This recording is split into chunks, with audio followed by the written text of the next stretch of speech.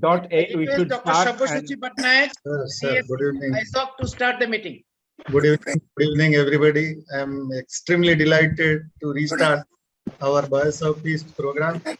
So I thank very much to Dr. Devashish Das, Dr. Pranab Ranjan sir, because they were very much interested to start again this program, because what I felt, so this is a program where we are involving the state Eizoc members to conduct this program. So for today's program, the West Bengal state has taken the initiative of conducting this program, and Dr. Sugata Paul is the coordinator from state West Bengal.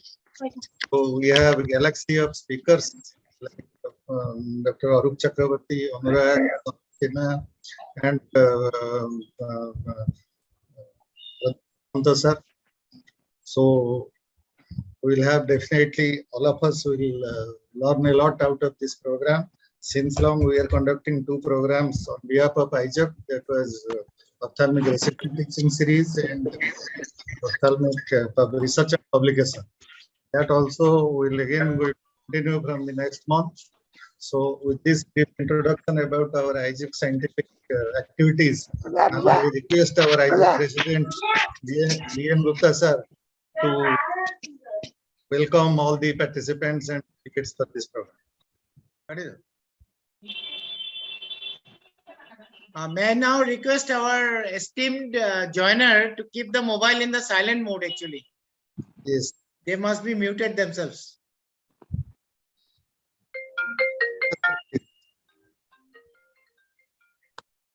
Dr. Dasharathi, please. As far as you being the host, you can mute everyone else as well, actually. Anyhow, I'm finding some difficulty for doing it. I admit. Please do it justice to yourself. Still, I don't know. I'm not able to do it. I don't know. Maybe some issue is there. Okay, over to our president, I think, no? Yes, yes. Yeah. D.N. You are Gupta not sir, audible, we sir. could not hear you. You are not audible.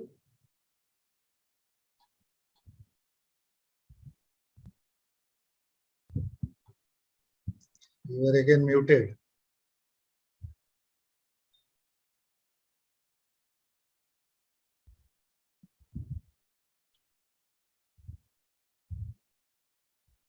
So I think to save time, by the time Dr. Gupta joins and connects, I request our secretary, Dr. Suraj Bhattacharya, to give his comment. Okay, we have missed his voice. Thank you, President and CSC. Good evening, everybody from the Eizoc Secretariat. We are here again together for being the part of the webinar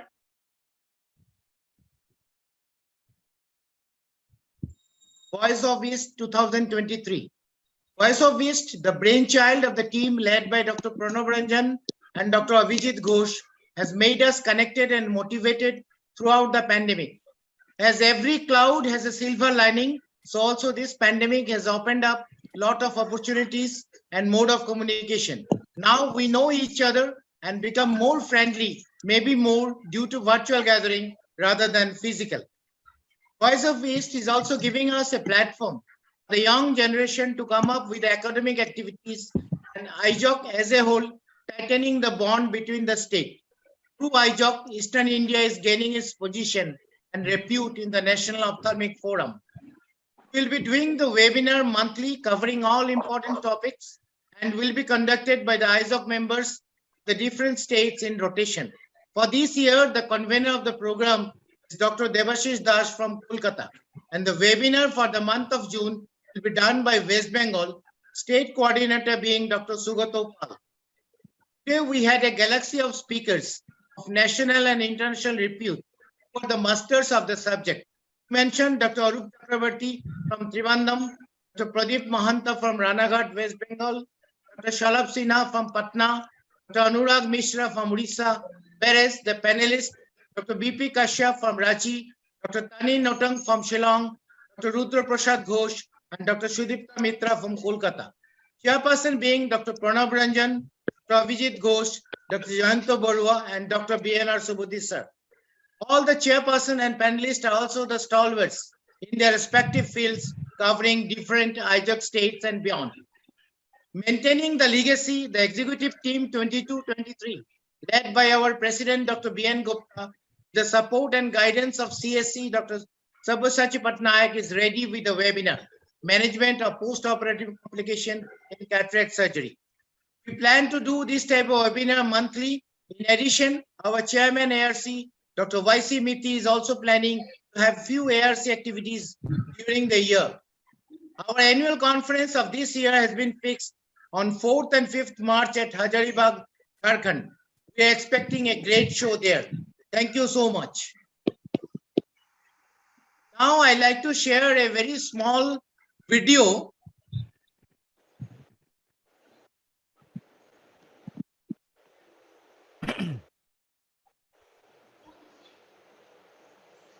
of Eizoc. Please bear for some time.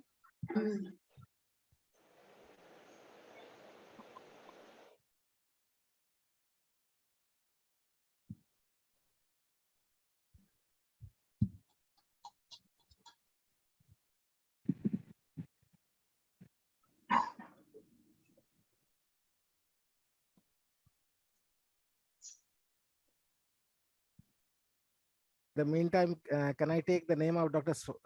Devashish Das? He was instrumental in making the program successful by organizing all the scientific meets in rotation of Do different. you see the screen?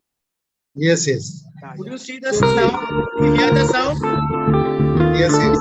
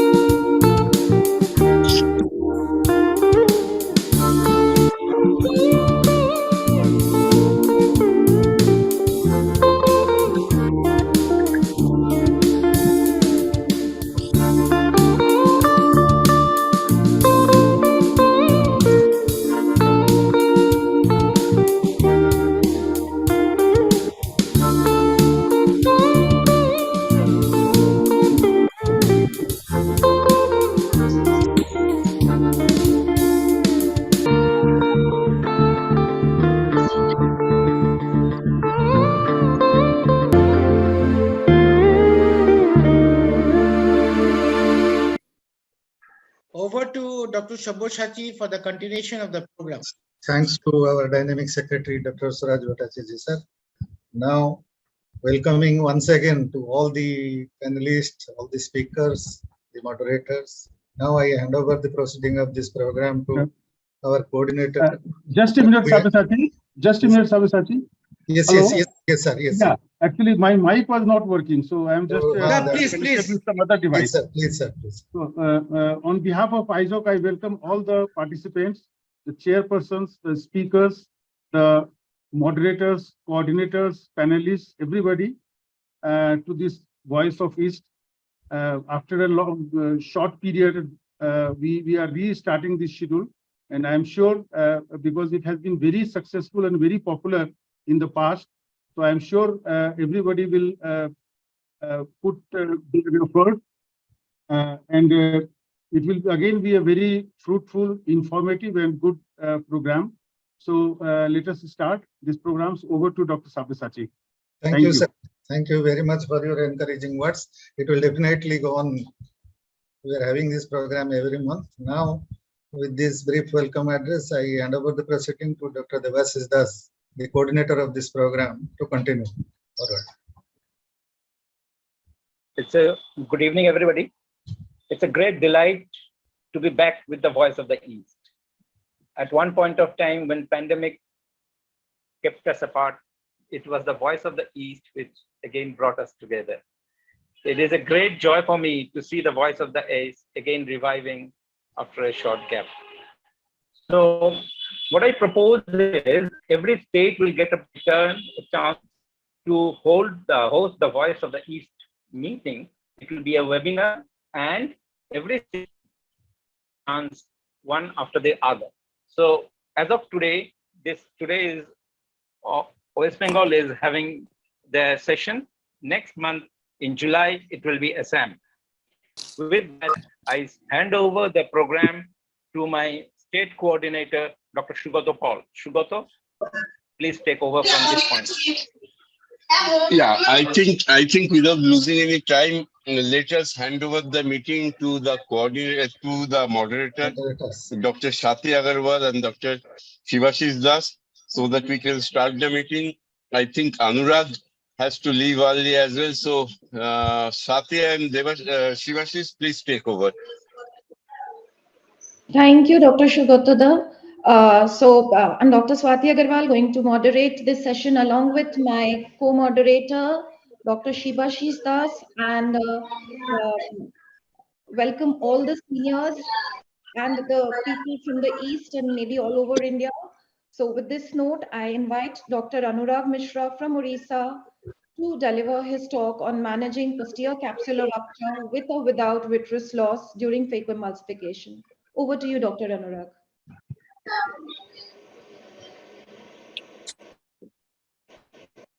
Thank you so much, Swati. Good evening, ladies and gentlemen, wherever you are. Greetings and regards from the land of Lord Jagannath. Gratitude in abundance to Eizoc for the platform. And as we get underway with the first talk for the evening, let's get on to science after we have had our brief introductions and pleasantries exchange. Before anything, let's, for the sake of convenience, I've just classified the posterior capsular ruptures into 4 categories. The first category would be the incidental ones, which would be the heart and soul of my talk this evening, which would happen during the surgery.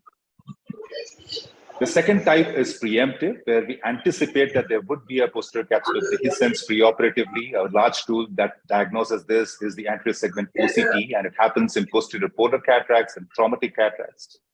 The pre-existing posterior capsular dehiscence also happens in these 2 conditions, posterior polars and traumatics, once again diagnosed with the anterior segment OCT. And finally, some of the posterior capsular ruptures are intentionally made by the surgeon in the process of primary posterior capsular excess if such need arises. So this is one of those examples where there's a posterior polar cataract and there's an anterior segment OCT performed. As you can see, the plaque out here, it's completely shadowing the posterior capsule. So we don't know whether it is continuous or not. So we have to preempt that the posterior capsule is dehiscence and have to plan our surgery very meticulously based on that. This is a traumatic cataract where the cornea has been ruptured. In here, the iris is shadowing a cast on this side.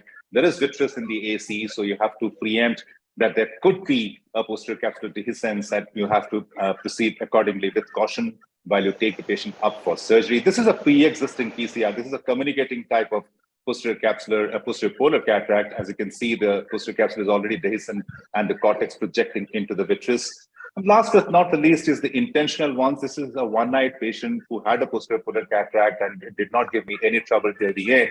But I was not very happy because this was a trifocal implant, a young patient, and there was an impression on the posterior capsule. So under cover of BSS itself, I go around the plaque and swivel it around the plaque to produce a primary posterior capsular access so that the visual axis remains clear for years to come for the patient who was young, and I wanted him to have the trifocal toric based and the visual axis clear.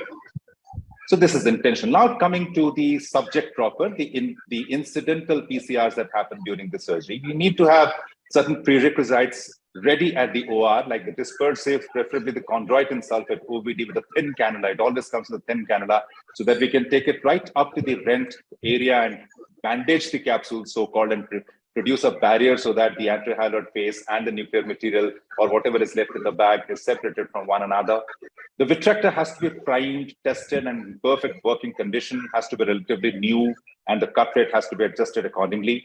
There has to be an inventory of multi-piece IOL, and we have to calculate where it has to go with the sulcus or the bag and calculate it accordingly.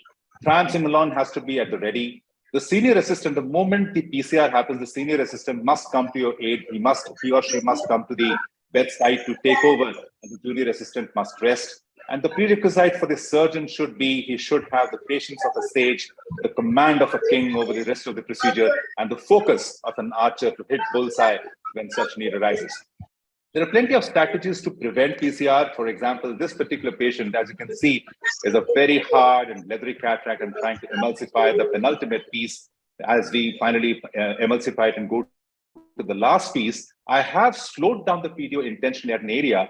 Halfway through the last piece, as you would see, there would be the PC caught into the phaco needle. That's where it happens right now. And you just have to stay patient and go back to foot switch position 1 to release it. Nothing happens thereon. You don't need to remove the phaco needle. Just carry on with the procedure. You can look at the CDE. It's not very low, but it's not very high considering the grade of the cataract. So there are ways in which the PC is to be released. One is you just go back to foot switch position 1. 2, you can use the reflux to liberate the fluid into the aspiration line. But what works most of the time is just stay patiently. You don't have to inject anything into the AC. Once the vacuum in the aspiration line dies out, the PC gets released. This is another patient wherein, in the name of nucleus, there was just a small lenticule. And as I was trying to remove it, the PC is caught. I was getting ready to push in some viscoelastic to release it. But as I go back to foot switch 1, it gets automatically released. This is likely to happen in such cases where the posterior zonules in particular are very weak. So the PC gets caught quite easily, but you just have to come back to foot switch 1 and liberate some more fluid to prevent any further extension of the PC or the PC rent happening. This is, I'm trying to remove the cortex with the phaco needle, as I very often do, which just saves time more than anything else. I'm trying to remove the cortex with the phaco needle itself, not using the irrigation aspiration cannula. And I go around and remove all the cortex. There's just a small chunk lying at the distal end, and I catch the PC once, look at that, and release it, catch the PC twice, and release it, and finally the cortex gets removed. So you just need to be patient here, and the PC gets caught and gets released at the same time. So this is about the prevention. We'll go to the next segment, which is early recognition, proceed with caution, and the favorable outcomes therein result. So we'll take some case examples. In here, as you can see, there's a very hard and a large cataract, the grandpa of cataracts, as we prefer to call them. Very leathery indeed. I'm trying to chop it. After I complete my first chop, the posterior plate has to break through and through, and I can see broad daylight coming out of it. So it has fractured completely. But as I swivel around and initiate my secondary chop, I want you to keep an eye on this segment that's going to the distal end out here. Suddenly, while this nucleus is very large and is occupying the whole capsular bag, suddenly as I go on chopping, I notice that I suddenly have a lot of space inside the bag. This is not very natural because this cataract is completely filling up the bag equator to equator, but suddenly I seem to have a lot of space in the bag. And this particular segment out here is hiding behind the iris. These are early signs that a PCR has already happened. So I do not realize this early and I'm improving my imbecility. I carry on with the chopping, but I have to stop eventually because this whole area is vacant now. A rent has already happened. And this was a high myopic patient as well. So I stop it here. I realize that something's wrong and a rent has happened. So I just stop, remove the second instrument, push in some viscoelastic before withdrawing the phaco needle. This is a paramount teaching which has been given to us by all our teachers at different times. So push in some viscoelastic, form the AC before you withdraw the phaco needle. I bring it up, levitate the segment that was being lost. I push in some dispersive viscoelastic behind the nucleus as well, just to protect the capsule and the anterior hyaloid phase, and then carry on with my chopping. I don't have enough space to produce or to give any IL scaffold here at this stage, because this whole bag and the whole anterior chamber is filled with nuclear material. After I debulk it quite a bit, after I'm left with a little bit of nuclear material, I go in with a multi-piece IOL, and now I would use what is known as the IL scaffold technique. So the multi-piece IOL is introduced in, and one of the haptics goes into the sulcus, the optic stays in the pupillary plane, and the trailing haptic stays over the iris. So there's no possibility of the IOL dropping anywhere. I still don't know the extent of the rent, so it's better to place the trailing haptic over the iris. The rest of the nuclear material is then cleared, and the anterior chamber is cleared. Of course, time and again, you have to push in some chondroitin just to produce a coat over the endothelium of the cornea to protect it. The CD count is expected to be high in cases like these, but staying under 30 for such a hard cataract is also a reasonable job.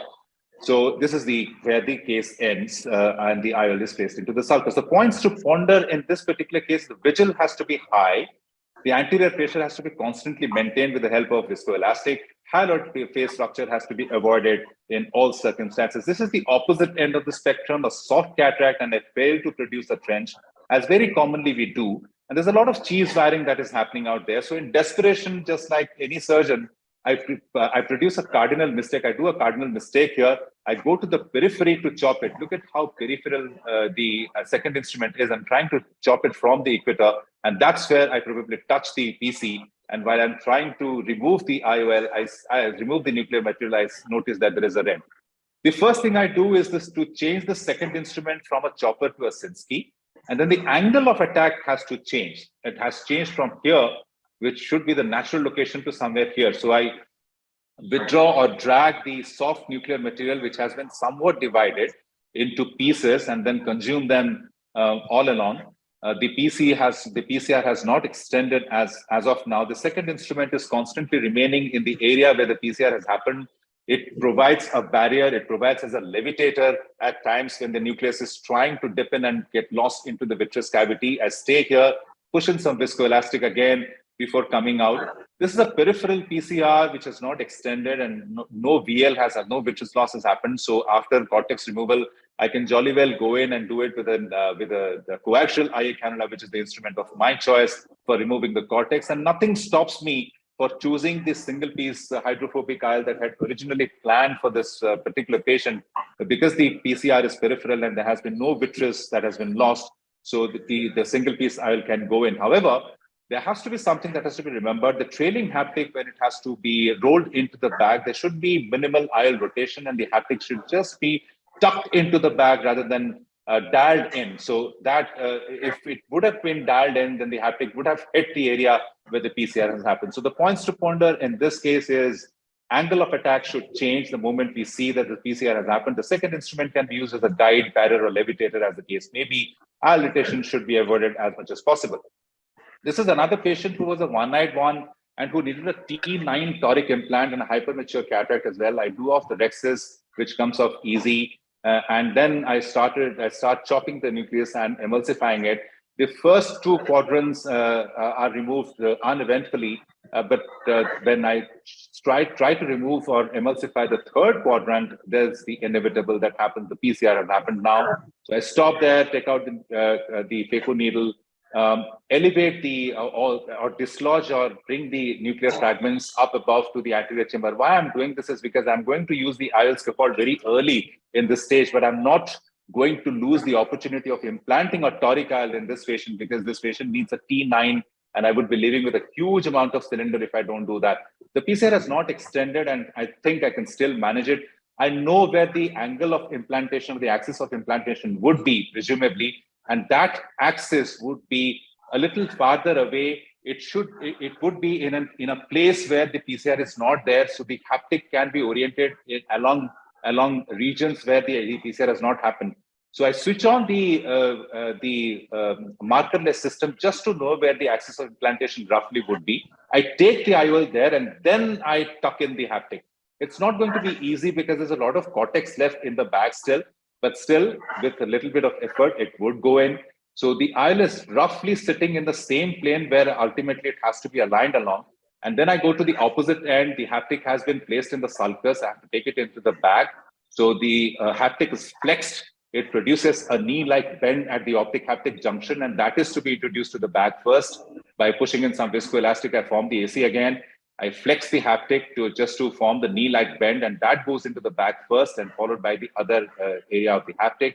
Now I remove all the cortical material that's there in the bag, and before closing the case, I finally switch on the markerless system again and align the toric IOL along its desired plane where the IOL stays and produces good results for the patient as was expected. The points to ponder in this case is the extension has to be prevented in any case, preservation of as much of bag as possible because we are trying to put in a single piece IOL. A PCR per se is not a contraindication for a single piece IOL implantation. It has to be reserved for cases which are extreme. This is a traumatic cataract. As you can see, the cornea was sutured elsewhere. So we are preempting a PCR that must have happened, the penetrating trauma. The rexis comes off nice and easy. It's a very soft nucleus, youngish patient, but I know that there is a likelihood of a PCR somewhere here. So I'm trying to look at it. I'm trying to levitate with a Sinskey hook and see whether the PCR is there or not. The rest of the nuclear material, which is soft, comes off. I just try to push the distal end of whatever nucleus is left and trying to emulsify it, staying away from the rent area as much as possible. After I'm through with the so-called nucleus management, I stop there because there has been vitreous loss in this case, in contrast to the other two. I do a knee vitrectomy. The cut rate is high. I'm using a cut IA mode in this particular patient. Some amount of nucleus and fluffy cortex has already dropped to the vitreous, which was not in my hands. It had happened before the patient came to me through the rent. So after the cortex, after the vitreous is neatly cut from that area, the BSS stays on in my left hand, and then the vitrector is replaced by the bimanual aspiration port, which now aspirates all the cortex all around. I leave the PCR area to be cleaned in the end, which is the age-old teaching. So all the cortex and epinuclear complex is first cleared, and then the last area of attacks is still some amount of vitreous there, so it's not coming out smoothly. So I leave it there and reintroduce the vitrectomy probe while keeping the irrigation all the time. So the anterior pressure is maintained all the time, the irrigation is maintained all the time, and then the vitrector goes in and performs the vitrectomy nice and easy. I should have used a triamcinolone in here before any of the panelists comments on that. I know that it's a mistake. I should have done that, particularly if not now, after putting in the IOL at least. So the IOL goes into the sulcus. We had a nice rexis. The haptic is oriented away from the area where the rupture has happened into the sulcus, and finally some amount of aspiration and an optic capture behind the rexis margin is performed to close the case. So the points to ponder in this particular patient is that the vitreous presence should be cut first to prevent traction. So nothing should, at least the IA should not be carried out when vitreous is still there in the AC. And trying used to put a sheet on the ghost so that we can removal of any tissue is easier if it's not mixed with vitreous and not causing traction in the aura. And the cut rate should be high. The cut rate should be high when we are cutting the vitreous. It should be low when we are cutting. Dr. Hemanti, can you please put yourself on mute? Dr. Hemanti, can you please put yourself on mute? Yeah, thank you. So the cut rate should be high when we are cutting the vitreous. It should be low when we are cutting other structures like the capsule and the remnants of the iris strands, if they're there, mixed with the traumatic cases in particular. Cut IA mode is also very effective, but the epinucleus should not be tried to remove with the IA cut mode. I'm sorry, I've written it reverse. The IA cut mode is also very effective for removing the cortex in the single sitting, and at the same time cutting the vitreous, whatever is mixed with it. But for the epinucleus, I found out it's not very helpful because it cuts the epinucleus and actually produces shreds of the epinuclear particles, which then get lost into the vitreous cavity through the doorway that has already been opened. So I would not recommend the IA cut mode to be used for epinucleus at least. So that's it for this edition. Thank you so much for the opportunity, Eizoc. Here I rest, and thank you so much for the patient guardianship. Over to you, the moderators and the panelists. Thank you. Thank you, Dr. Anurag. Thank you, That sir. was an excellent collection of cases, and we really enjoyed watching the excellent surgeries. I have two short questions for you. In the toric IOL case, was it a central PCR? No, it wasn't. It wasn't. It would have been easier for me if it would have been a central PCR, but it wasn't. But toric IOLs can still be placed if the peripheral PCR happens. Just you have to ensure that the haptic should remain at a place where the PCR is not there. It should not involve the area. The haptic should not be placed there, because I have seen people do that in the past, but they have burned their fingers. I have seen a lot of sunset syndromes. And if you are keen in putting in a toric IOL in the event of a PCR and the haptic occupying the place where the PCR has happened, a reverse optic capture becomes inevitable. But even with a reverse optic capture, more often than not, it does not stick to its ground. It quite inevitably gets dislocated to an extent. So I would stay away from that. Yes, and the effective lens position will also be lost, and maybe long-term rotation will be there. So if you are doing a reverse optic capture, then the optic sits more anteriorly. So there's likely to be a slight myopic shift. But since you are putting in the IOL later and the PCR has already happened and you have strategized your next moves, so maybe you can just undercorrect it by 0.5. But that much of change usually doesn't happen because the haptic stays inside the bag. So much of anterior positioning does not happen. But still, it's a good idea to undercorrect it. It's a good point. Yeah, you can still go ahead and do that, provided you have the inventory of toric IOLs, Swati, that's actually a big question. Yeah, so inventory of all the toric IOLs is a little difficult for everyone. And what about suturing? What advice would you give to the youngsters? Like, do you give suture post PCR if it's a large PCR or if it's a vitreous loss? No, if you are absolutely sure that there's no vitreous that's running into the wound, then you don't need to. So the fear factor is that if the strand is running to the wound, which automatically it would due to the fluid current happening, if you have left vitreous in the anterior chamber, then you should suture it. Otherwise, not. It's not required at all. If you have cleaned the anterior chamber properly, there's no vitreous strand, you have put in the IOL, which forms a barrier between the hyaloid face and the anterior structure. You don't need to, and your wound is not dysfunctional. It has not, due to all this maneuvering, if it has not fish-mouthed, if there's no wound burn that has happened, then you don't need to suture. If the wound has behaved properly and you have not left any vitreous strand in the AC, you don't need to suture the wound at all. And Dr. Swati, can I have a question for Dr. Anurag? Yes, sir, please. Yeah, Dr. Anurag, this is Rudra from Kolkata. I know you, sir. Wonderful surgeries you have shown. Thank you. I have a question to you. If after a PC lane, no vitreous is there and your axis is round, is there still any contraindication to put a toric lens? Not at all. No, sir. There's no contraindication. We can put. Yes. We can put any. So toric IOL can go in wherein the bag itself qualifies to receive a single piece IOL. It's not about the toricity, it's about the single piece IOL being placed in. So if the bag can receive a single piece IOL, the bag can jolly well receive a toric IOL.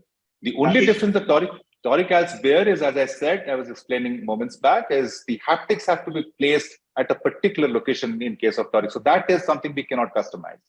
So if the PCR, is there any chance of more rotation in case of a PCR in case of a toric IOL?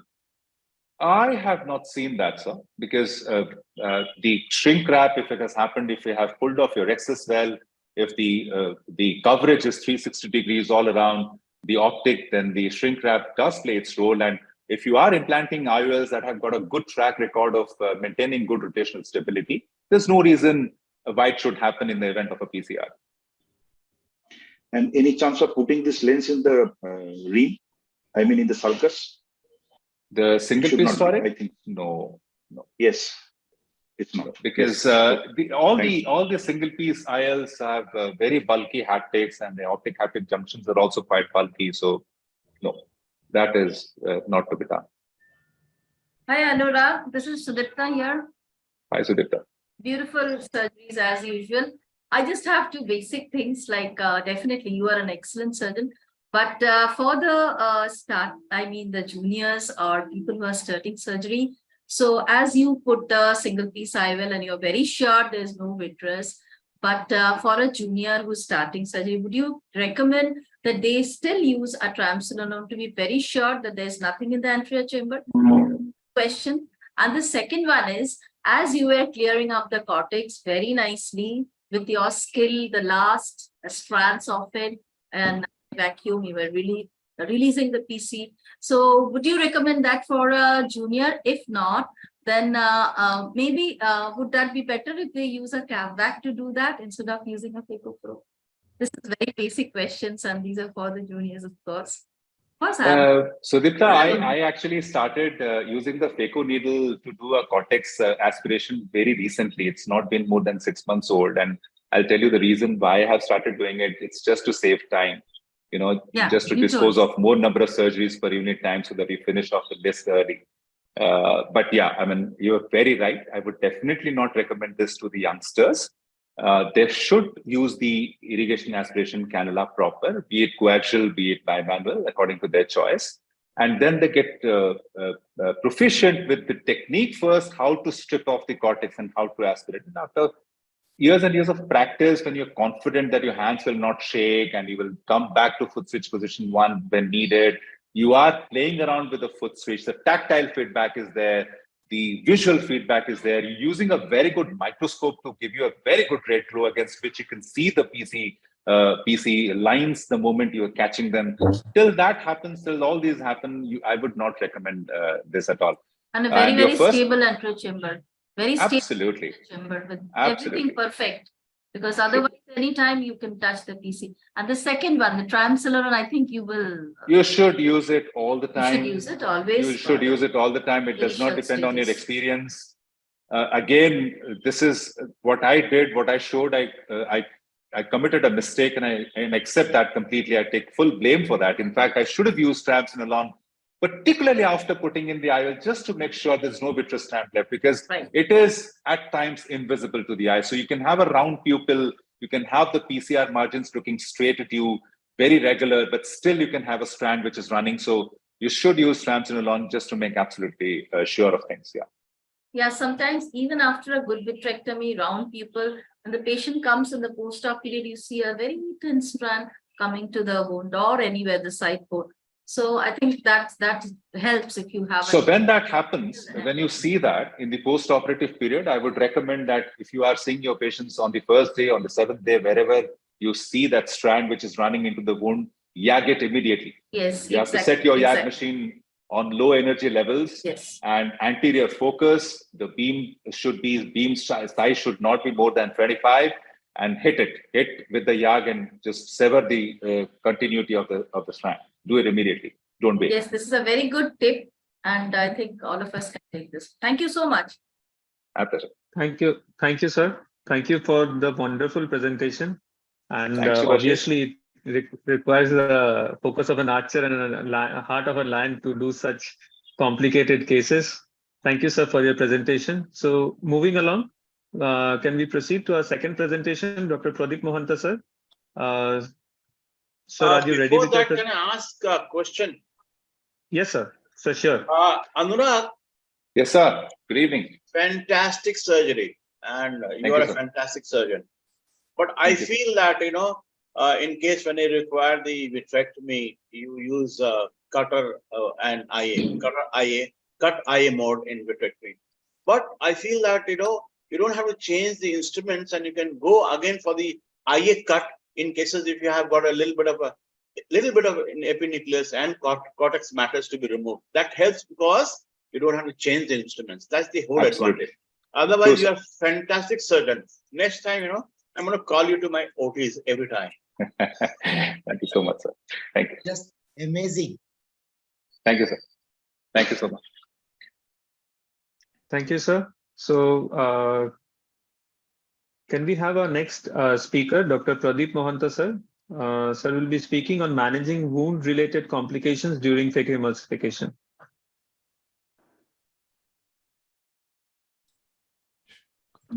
I think, yes. Yes. Yeah, just a second. Desktop take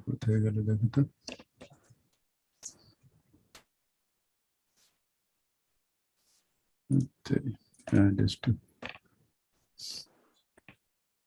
I hope I can mute everybody, but would you like to speak, please unmute yourself and speak Yes. out. Until Sir is ready with his presentation, we can still continue some of our discussion on the previous topic. If anyone wants to add some points, Sir Anurag Mishra, sir, are you still there? Yes, Shivashish, all flesh and bone. Yes, sir. Sir, if like you did a primary rhexis, posterior capsular rhexis for a person you are implanting a trifocal IOL. So if the patient is young and not so young, maybe a person of maybe a 40s is implanting such, and you see an impression on the PC which is not coming out on polishing, would you go for a rhexis, or would you later wait for a YAG cap? First of all, I would not polish these capsules before implanting the IOL in posterior polar cataracts at least, because you have done a good job. You haven't allowed the PC to open up while you have operated on the patient. You have done everything possible in your hands to ensure that the bag is prim and proper to receive the implant. Is the screen visible? Yes, sir. Your screen is visible. Yes, sir. Your screen is visible, sir. Okay. So just to finish off what I started, sir, can I have 30 seconds, Pradeep, sir? Yes, sure. In this particular patient, Shivashish, and in any patient, in fact, wherein I'm implanting a trifocal in particular, which has any ringed IOL, and the visual axis has any impurity, I would love to remove it in the same setting, because the rings use the light diffraction to the advantage of the patient, right? That's the thing which is imparting trifocality. Once you have an impurity in the visual axis, sitting in the impurity in the visual axis, apart from diffraction, what also would happen is scattering. You don't want that to happen, because the contrast sensitivity is already going to reduce. And with the scattering of the light rays, the dysfunctional lens index, if you look at it, if you measure it post-operatively, is going to behave bad. So I would always clear the visual axis then and there, because if you wait to YAG it later, it's at least going to take you 3 months. And within those 3 months, the patient is not going to be very happy. Although the patient is very likely to have 6/6 but still some amount of image distortion are likely to happen. So I would always love to clear it and clean it and render it clear in the same setting itself. Thank you, sir, for your valuable input. Sorry, Mohanta, sir. No problem. We kept you waiting. So you can go ahead with your Anurag, I'll differ from you here, in the sense that if the patient is very cooperative and the patient you can do the YAG laser in the patient, say above the age of 8 when the patient is cooperative. So in such cases, I generally avoid doing posterior capsular rhexis, because I do not want to disturb the ocular anatomy unnecessarily, because we can do the YAG laser on, and by the time the lens is settled and you're not going to disturb the vitreous at that time. So I generally don't do posterior vitrectomy unless and until the patient is uncooperative. Patient may not sit under the for YAG capsulotomy and the not cooperative. In that case, yes, do the posterior capsular rhexis. Different takes on the same subject, sir. But as you mentioned, the ocular anatomy after putting in the IOL, when the bag is properly stretched and you are you're doing it under the cover of BSS, which has bloated the anterior chamber. It actually does not happen. The anterior hilar face does not rupture, and it takes around 20 seconds to finish off. If you are using both the side ports to do it, you're not even opening the main port, so the AC is not collapsing. Sometimes don't know. When you're doing the rhexis, something can happen to the vitreous cavity, so the vitreous, and then sometimes you might pull the vitreous. Something can happen. You have opened the way all around.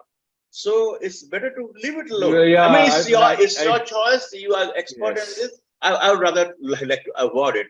And to my junior colleagues, I'll advise, leave it if the patient is cooperative for the post-operative YAG capsulotomy. Each to its own. Yeah, right. Each to its own. Yeah, true. Sorry, Pradeep sir, you can carry on. No problem. No problem. Actually, I don't have any video today because I could not prepare it well. First thing is wound leak. It's a very common complication, wound-related complication.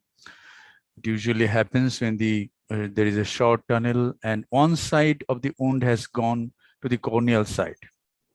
It's not limbal. One side is on the limbus, the other side is corneal, and too much stress on the wound. We have made maybe we have the size of the wound is 2.6 millimeter, and we have used a 2.8 millimeter teeth.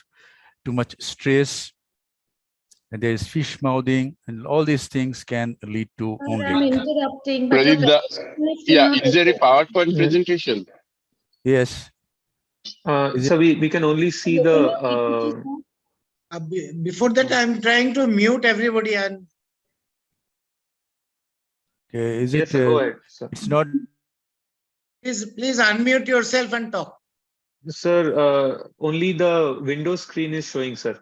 The Windows screen with the your desktop that is open. Your PC is open with C drive and the desktop.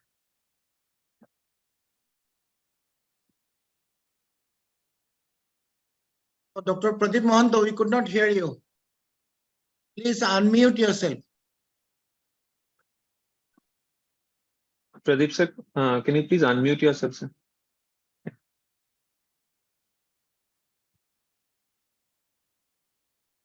Sorry. Shivashish, maybe you can just call him up because I think he's not able to hear us. Okay.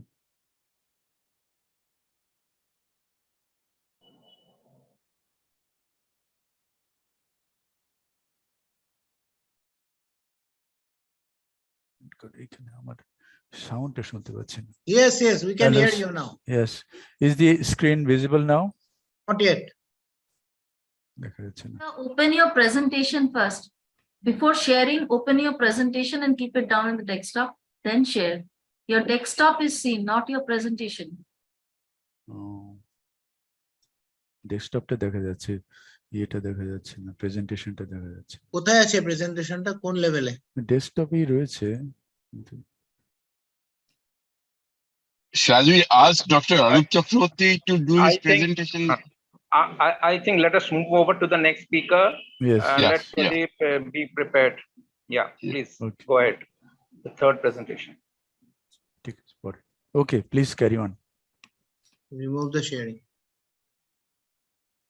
Remove code. Okay, so sorry for the inconvenience. So we can on to our next speaker, Dr. Arup Chakraborty, sir. There is no introduction needed for Dr. Arup Chakraborty, sir. He's like one of the beacons, and in our ophthalmology field, sir will be speaking on managing capsular excess related complications during phaco emulsification. Sir, if you could share your screen. Thank you, sir.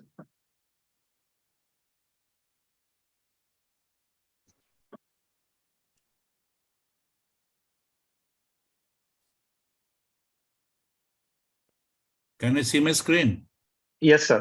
Yes, sir. Visible, sir. So at the outset, I don't know, I'm getting a message, Zoom quit unexpectedly. Zoom? Sir, I think the screen sharing has stopped. Things are going smoothly here. I don't know.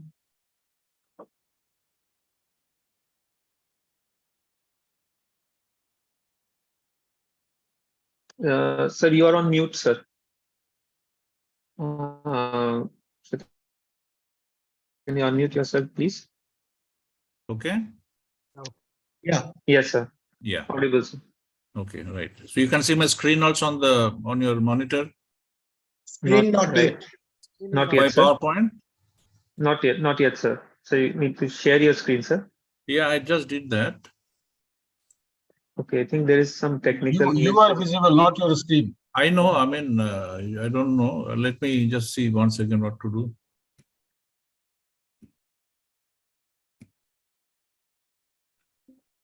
Anurag was showing, no? It is coming. In electronics, is nothing works. It is better to switch it off and again switch it on and start working.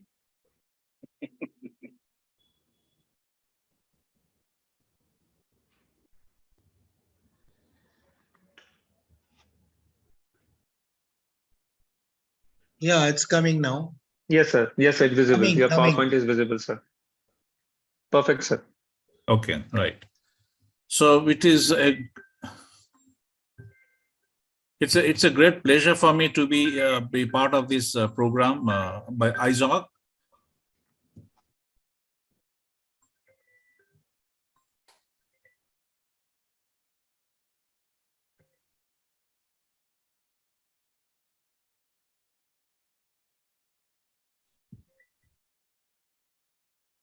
Yeah.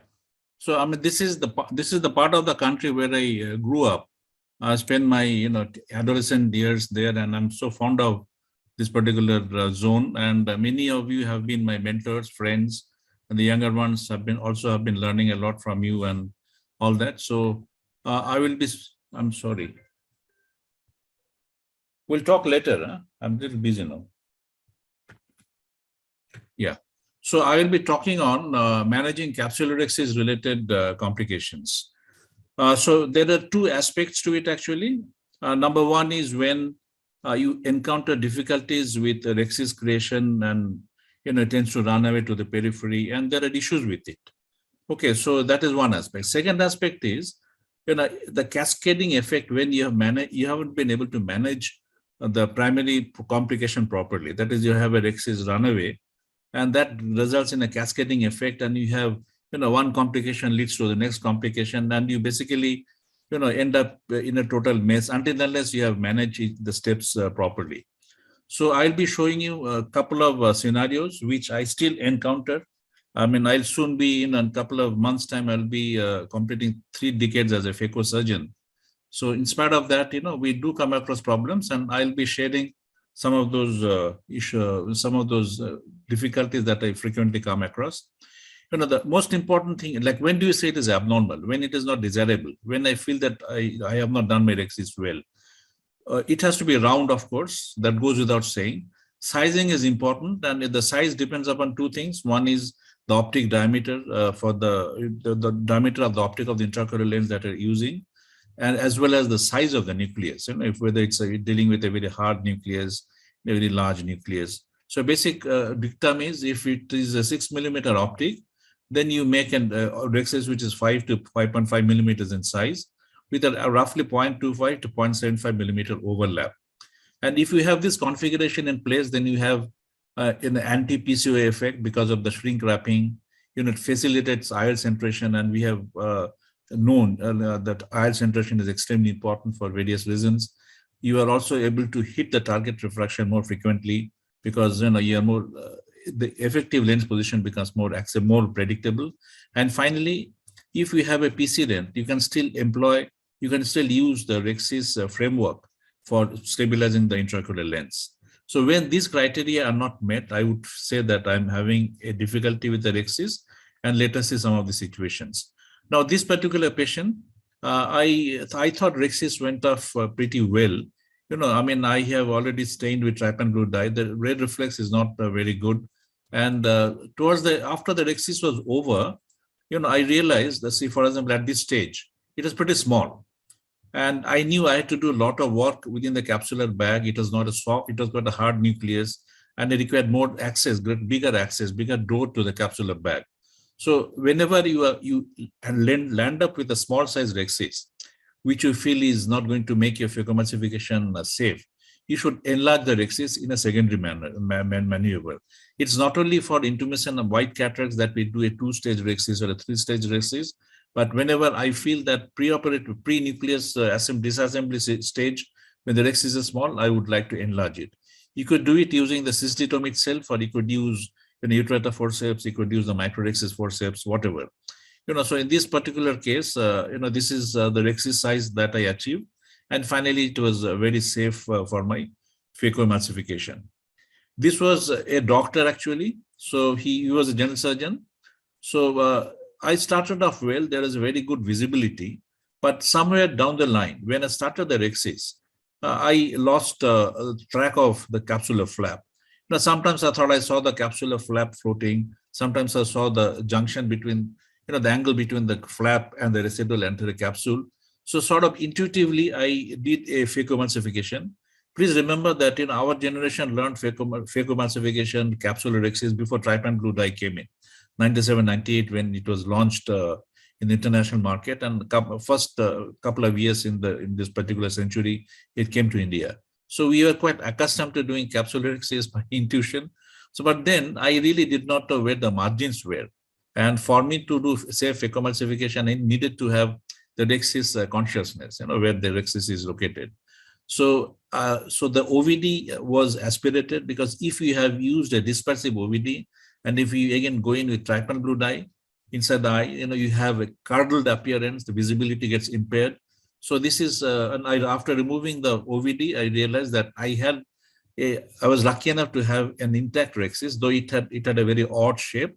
So I enlarged the rhexis, got it to a desirable size for safe phacoemulsification. And after the lens was implanted, then I realized there was an asymmetric overlap of the capsule, of the anterior capsule. So some cosmetic surgery was done to restore, the symmetry between the capsulorhexis and the optic size. So the patient did well.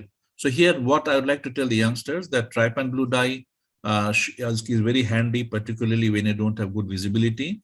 And you can use it at any stage, even after you started your capsulorhexis, you lose view of the rhexis, you can still use it. But if you have been using a dispersive OVD, make it a point to aspirate the HPMC, or even if it is a viscoat, as completely as possible.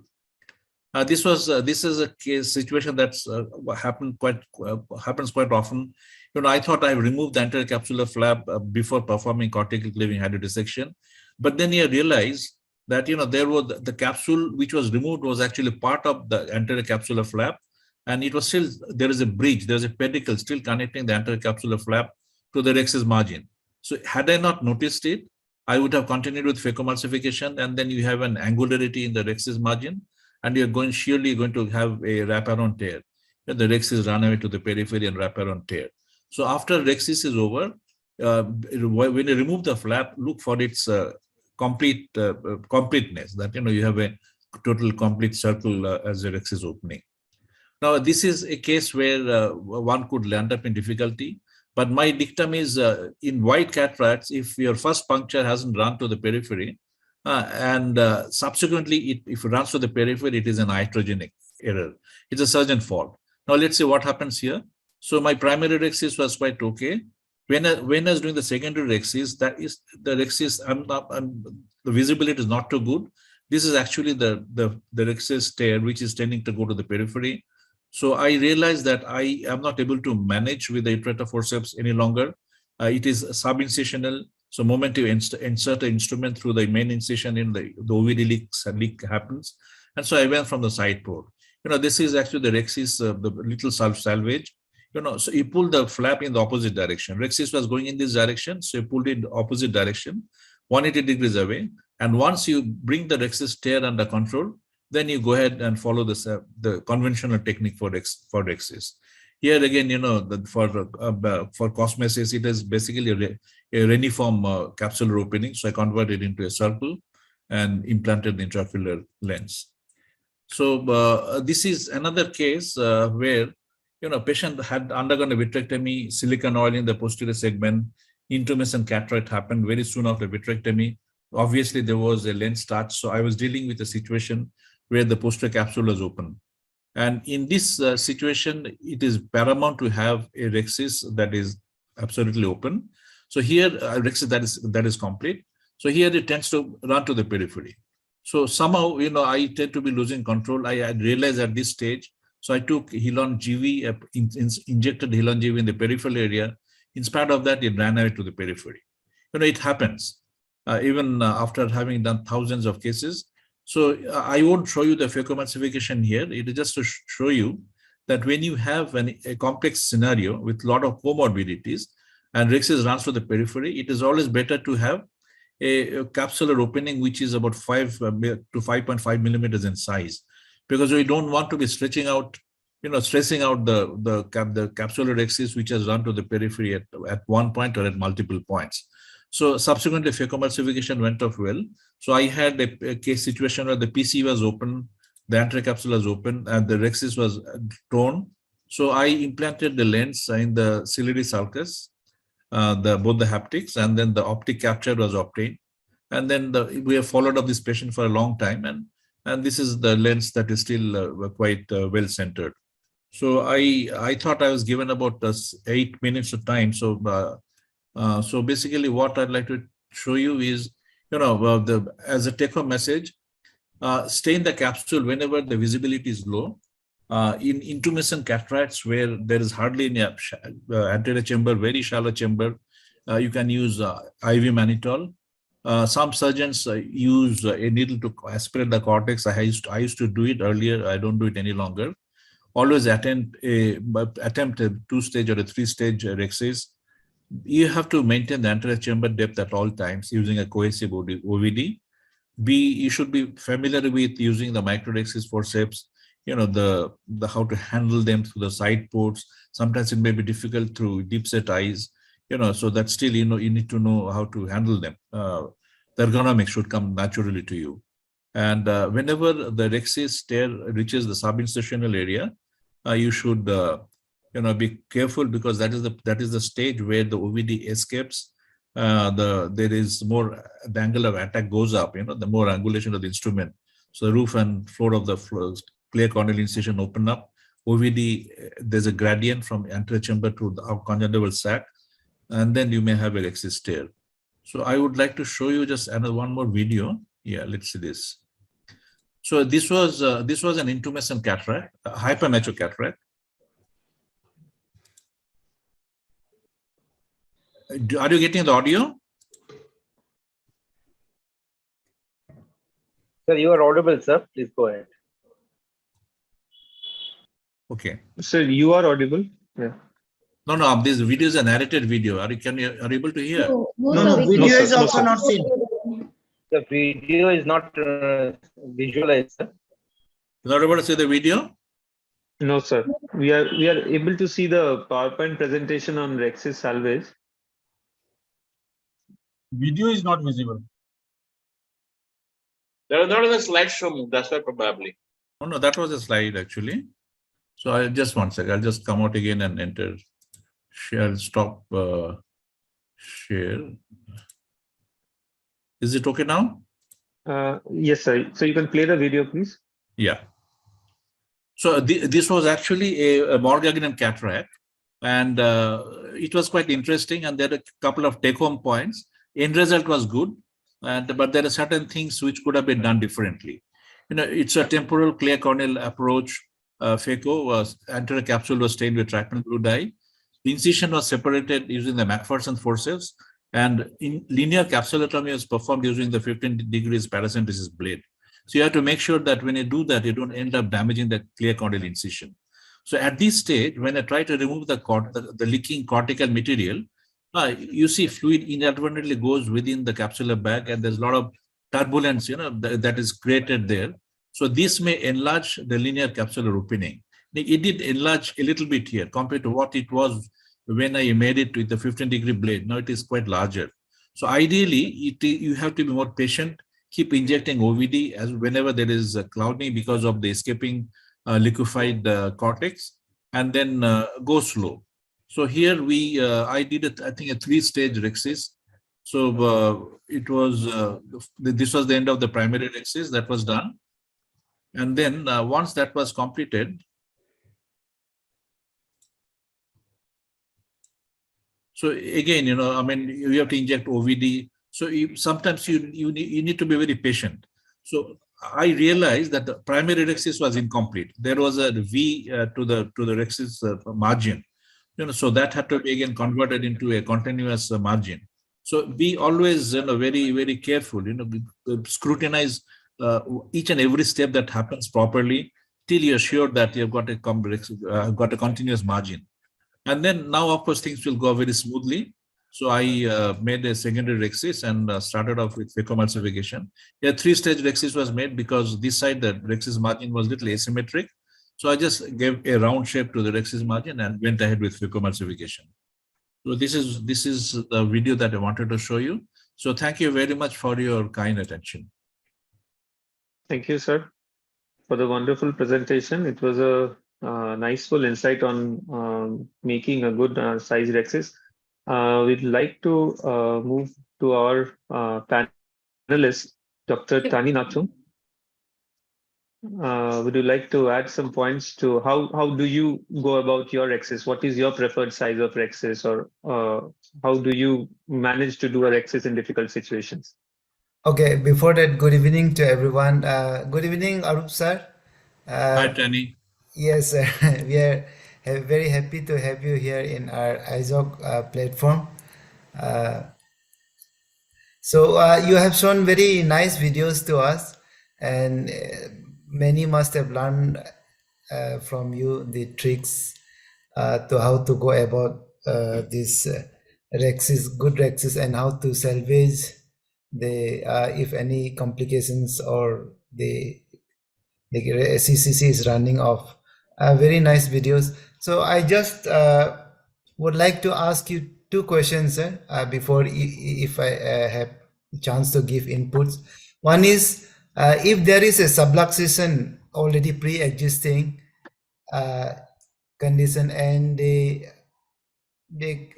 capsule is, I mean, you don't have a proper retro reflex, and you need, in a normal situation, if it was need staining of the capsule. So if there is subluxation, suppose of 180 degree, would you use trypan blue to stain the capsule? Tani, okay, Tani, your question is really interesting. You know, it often comes up in this sort of discussions. So I have seen situations where a trypan blue dye has gone transzonularly to the posterior segment. Yes. And during surgery, you don't get the red reflex, you know, but in 1 or 2 days time, it clears up. So your question is, now we have a subluxated cataract, yes, and yes, I'm assuming it is an advanced cataract so that you need to stain with trypan blue dye. Mm-hmm. So would you go ahead and do it or not? So I would definitely say, yes, I'll do it. But before that, you know, I mean, there is a proper OVD management for subluxated cataract. You know, we use a soft shell technique, a wedge technique, wherein, you know, you inject some amount of dispersive OVD. I would use the viscoat here in the area of the subluxation, and then use the standard soft shell technique so that the wedge actually is closed with I mean, the area of aphakic area is wedged with a dispersive OVD. So it is a good barrier. See, I just in this connection, I would like to tell you that, you know, IOL scaffold is something which I really do not advocate in the hands of youngsters, because it basically means anterior chamber phaco. You know, you can have the same effect by using a visco shield strategy. This is a visco shield where they use, you know, the dispersive OVD to tampen out the area where the pathology exists, and then stain with trypan blue dye and do the rexis. And of course, you know, I mean, I'm not going into how you do rexis in a subluxated cataract. You need to have the capsular hooks ready, and whenever you have difficulties that you're not getting adequate traction, and you should use the capsular hooks. You should use a bimanual technique of, you know, push the tearing with both the hands. So that's a different story altogether. But coming back to this, yes, I do trypan blue dye, because without that I cannot do the rexis. And in these cases, doing rexis correctly is important, because I'm going to put my CTR, I'm going to put my, you know, if it is a Sionis ring or how much segment. So I need to have a very good visibility, consciousness of the rexis margin. So that is important. Trypan blue that diffuses in the posterior segment goes away. In due course of time, in 1 or 2 days time, it goes. I have seen myself, you know, it gets absorbed. So yes, I would use. But this is one complication that has to be kept in your mind. Possibility. Okay, so even in spite of OVD, if the trypan blue goes behind, then your reflex will again go away. There may be difficulty in doing the phaco emulsification. See, Tani, incidentally, Tani and we did MBBS from the same area, but same college, but from different periods of time, different eras. Anyway, yeah, you are right. You know, but you know, see, the most critical step I would say is capsular rexis. Now, if your rexis has gone off well with the aid of trypan blue dye, then you have just the nucleus there, you know. So for the nucleus, you really don't require a good red reflex. You have a microscope, you can see how deep you have gone. And sometimes, like, advantage of phaco chopping is this: you don't really have to go close to the posterior capsule. You know, you go deep enough for you to have a very good lollipopping of the nucleus on the phaco tip, and then start chopping. And then if it doesn't chop, then of course you go a little deeper, step by step, and then you see the chop line develop and bring it to the center. There's a lovely paper that was described, that was published by Dr. Matthew from Narayan Nethralaya, where the changing of the configuration of the lens fibers, one can make out how deep you are.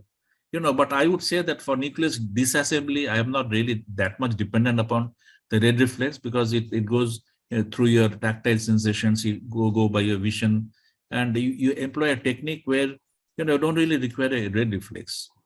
Okay, sir. My second question is, in cases of intumescent cataract or with mature senile cataract or hypermature with intumescence, do you give mannitol in every case? I don't give mannitol in every case. I give mannitol. See, there are certain cases of intumescent cataract and phacomorphic glaucoma also I have noticed, where there is hardly any anterior chamber. You have given IV mannitol. IV mannitol not only shrinks the intumescent cataract, it also dehydrates the vitreous. So you can inject more OVD into the anterior chamber without an undue rise in the intraocular pressure. Supposing you have a situation where the AC is very shallow, the lens is really swollen, 5 millimeter, 6 millimeter thickness. There's no AC for you. You inject more OVD, the intraocular pressure goes up. So in that kind of situation, if you have dehydrated the lens using IV mannitol, and the vitreous also has the same behavior, when IV mannitol is given, so you have just more opportunity to create a bigger, deeper anterior chamber for a safe capsulorhexis. So that is the intent. Not in all cases, only in these cases where I feel that, this is of course in preoperatively, planning is done preoperatively, depending upon the anterior chamber depth and the lens thickness and intraocular pressure. So great presentations and discussion.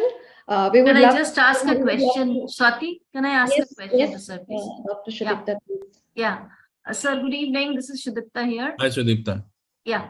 Just this is, I am sure you must have encountered, this is again for the juniors. Sir, if there is a split anterior capsule while you're doing a rhexis, so how would you manage it? This is one question. Secondly, when you are doing a 2-step or a 3-step rhexis, what would be the best OVD to use during that time? Yeah, I think these are quite interesting questions.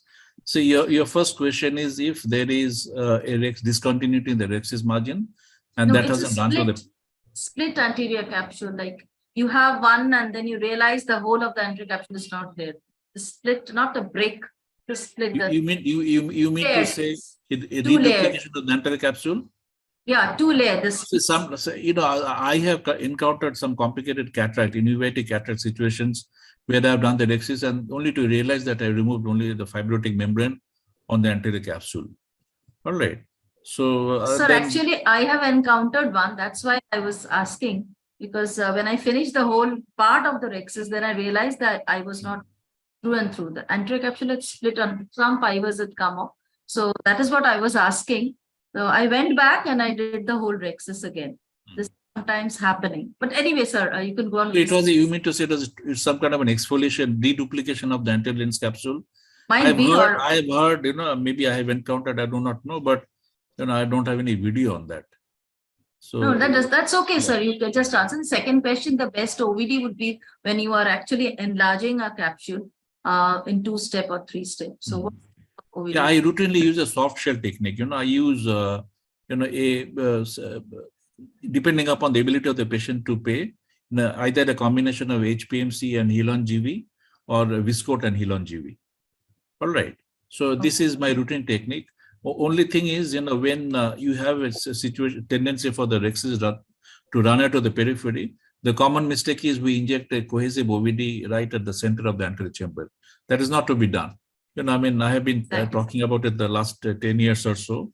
You should deposit all this OVD in the peripheral anterior chamber, so that, there is a pressure gradient from the periphery to the center. Otherwise, OVD injection itself, may drive the rhexis to the periphery. Right. Thank you, sir. I would request Dr. Shalabh Sinha to get ready with his presentation. Dr. Shalabh, are you ready? Swati, may I add something? Yes, sir. With the permission of Dr. Arup. Dr. Shalabh Sinha to please get on with his presentation and share the screen, and we can carry on with the discussions. Yes, Dr. Kashyap. Yeah. So whenever we have made a little smaller rexes than what is required, I just see whether I can do the phacoemulsification in that small rexes or not. If you cannot, then I enlarge it. And mind you, when I enlarge it, when the nucleus inside, I make a T incision.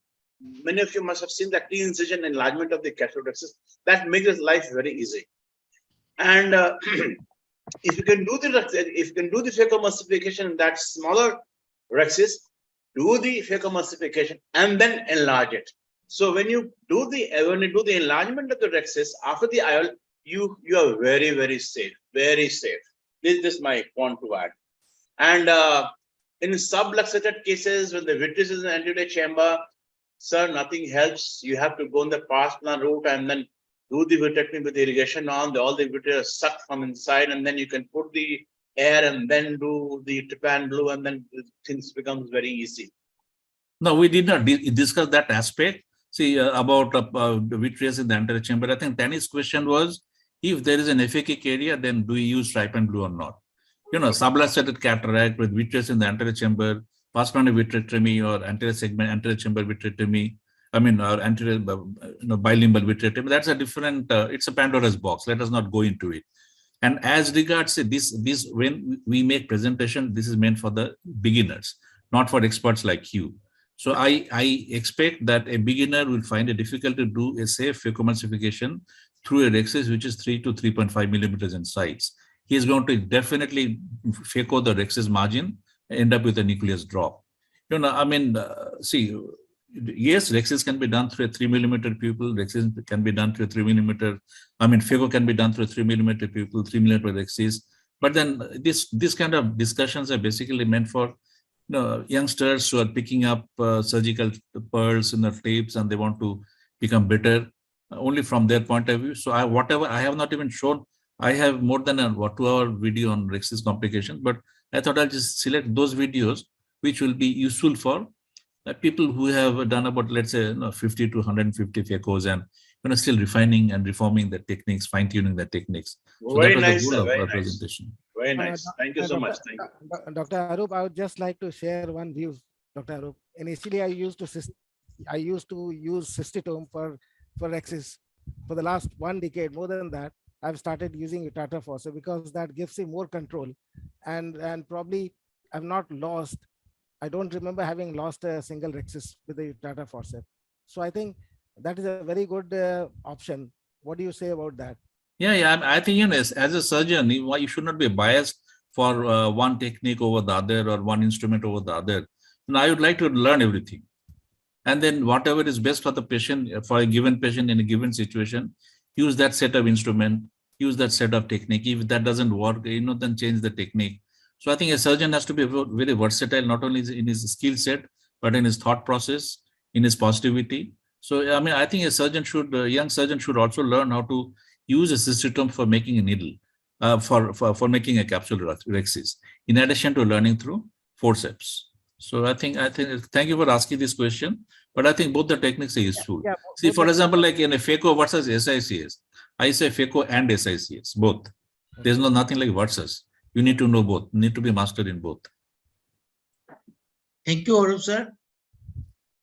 Thank you, sir, for the excellent discussions.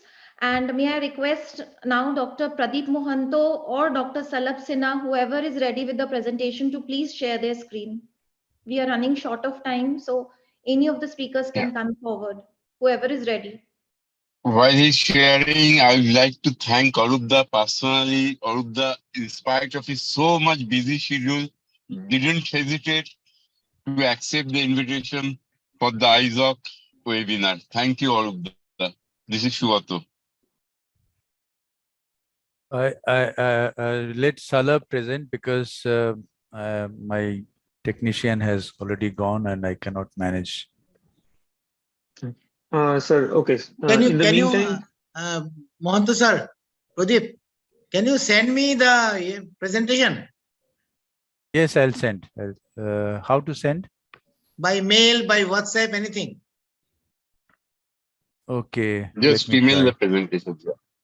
Dr. Salab, are you ready with your presentation in the meantime? our session timing was like we're already overrun the time. So I think we need to proceed. I was ready, but something has happened to my laptop. I'm trying to restart the laptop. It's not restarting. It's taking a lot of time to restart. Okay. हमारे webinar के against में कुछ साजिश चल रहा है, सबका problem हो रहा है. Dr. Devashish Das sir, in case, yeah, basically we have overshooted our time limit. Exactly. So in the best interest of time, because I think with both the presentations not being properly ready, I think we will call it a day for this session today. Yes. And Yes. perhaps we can always follow up with Dr. Pradeep Mohanto and Dr. Salah Sinha in our future Yes. Voice of the East meetings, because we will be doing it regularly on a regular basis. So Salah Okay, and Pradeep, okay. don't have a heartbreak. We will definitely catch No, up no, with you no, all. no. And Okay. and definitely we will look forward for your talks sometime in the near future. With that, Sure. may Thank you I very hand much. over to our moderators again to continue with the vote of thanks. Thank you, sir. So it was a wonderful session and a wonderful opportunity for every one of us to come together on this beautiful, auspicious evening. Also, a good day to come together, and it is always a pleasure and a privilege to be in the Eizoc conferences and the Eizoc meetings. So I would like to request Shugato Paul sir, can you, sir, please conclude the meeting with your vote of thanks, sir?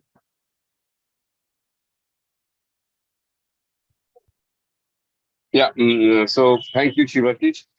First of all, I would like to thank Devashish.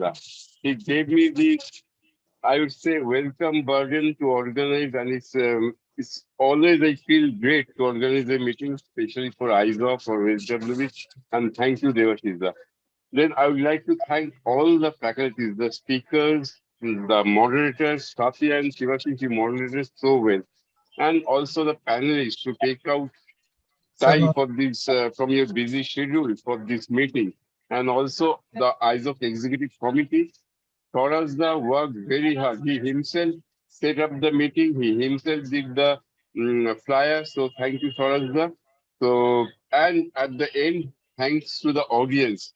This is was an interesting meeting. Unluckily, Shalak and Pradipda both being great surgeons but couldn't present. But Anurag and Arubda, they are also very good, not only great surgeons, but very good presentations. So thank you to the audience as well for being with us for this 1.5 hours. Thank you so much. And hopefully we'll meet again next time. And at that time, Yeah, Shalab has come out with the screen. Oh, okay. So Shalab can do his presentation if you are. Achha, before the start, actually, there is enough time for Zoom, no issue. So time is there. So if you allow, we can have the presentation. Yeah. Okay. So kindly proceed. Sorry.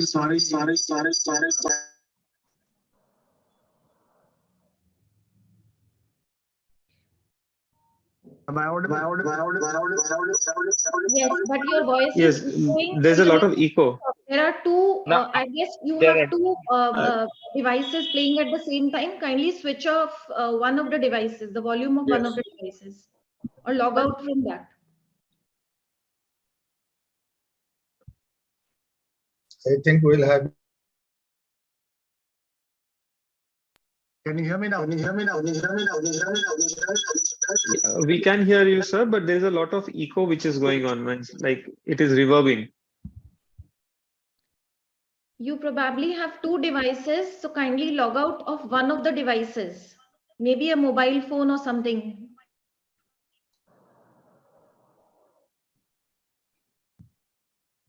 That is the reason for this echo. So you need to log out of one of the devices.